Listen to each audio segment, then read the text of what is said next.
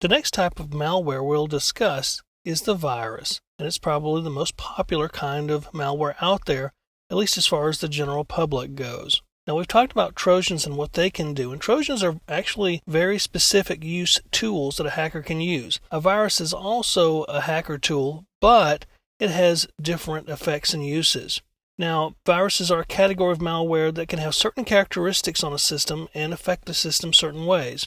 Viruses can cause millions and millions of dollars of damage to companies every year, and to a particular company, after one attack, it can even be in the millions of dollars. And typically, this value, this loss of money rather, is in terms of possible data loss, if they've had a data loss because of a virus, or manpower and labor hours to contain and clean up after an attack. This doesn't even mention the damage to a company's reputation or possibly liability, like in a criminal proceeding or a civil case that they may incur after a virus attack. Now, viruses are spread through several different ways, and pretty much most of them are preventable because most of them are through human interaction. People actually are necessary, and their actions are necessary to cause the spread of a virus. So that means that most of these actions are probably preventable. And hackers take advantage of several human failings because they know that humans are going to spread viruses. Now, what can a virus do to your system? Well, a lot of the infection systems are similar to other types of malware like Trojans and worms, which we'll discuss later. So you'll see things like system slowdowns, data loss, and eventually the virus will spread to other machines. Now, hackers use viruses to infect machines, to destroy data, to slow them down, to cause denial of service attacks, and so forth. So how do viruses infect hosts? Well, again, it's almost exclusively through human interaction. They can infect a host through email attachments, and that obviously means someone clicking on an email attachment or downloading it that's infected, someone using infected media on their host, like a USB stick, an SD card, or a CD. Obviously, we don't see infected floppies much anymore because most machines don't come with floppy disks. Installing pirated or illegal software is one major way. A lot of people will download free, supposedly, software, and the price they really pay is it may be infected with a virus. And they typically do this to avoid paying licensing fees for this software.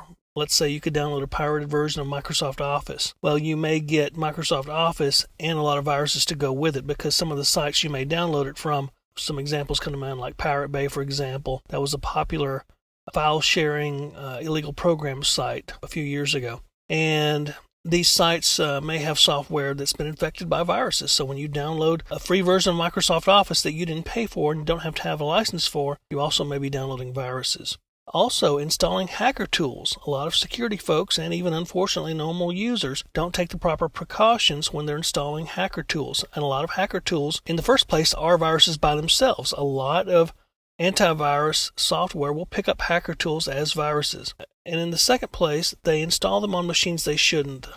They install them on machines that they're also using for work or for other things. They should install hacker tools, obviously, on machines that are solely for penetration testing purposes or in a laboratory that's not connected to a production network.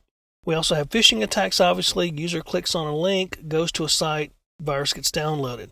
And even going to a website for just a moment that's been affected is what's called a drive-by web attack. You can get a piece of malware in the form of a virus downloaded.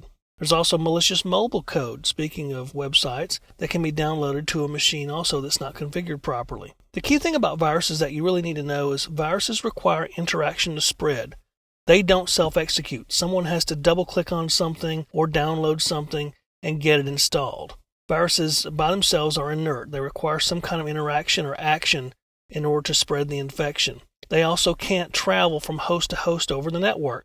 They have to travel on a media or in a file. They attach themselves to a file and they travel that way. Someone has to email the file or put it in a file share where other people download it and so forth.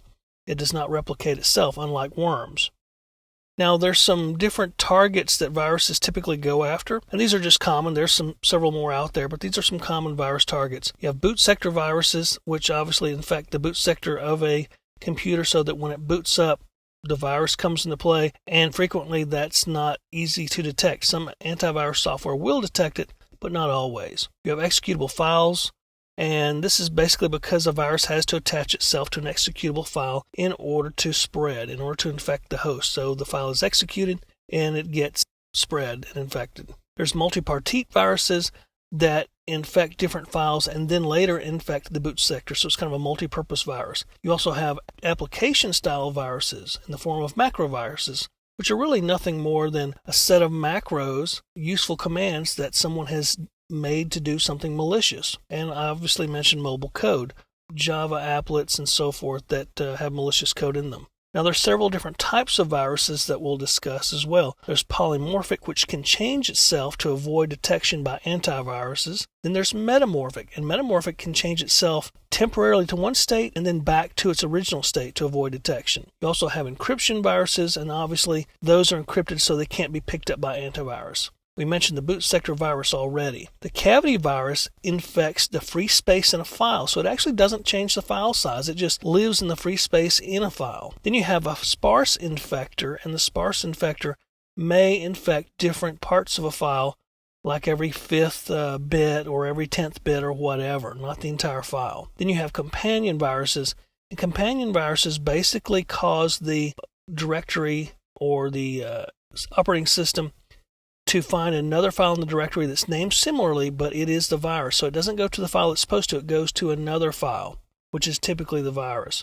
Now, a file extension virus can also cause issues because that type of virus typically has a different file extension. You may have something called work.txt, and that's inert. That's a safe file. Then you may have work.txt.vbs, which may be a virus, and it basically uses an executable file extension. So those are some viruses out there that we see, some different types of viruses.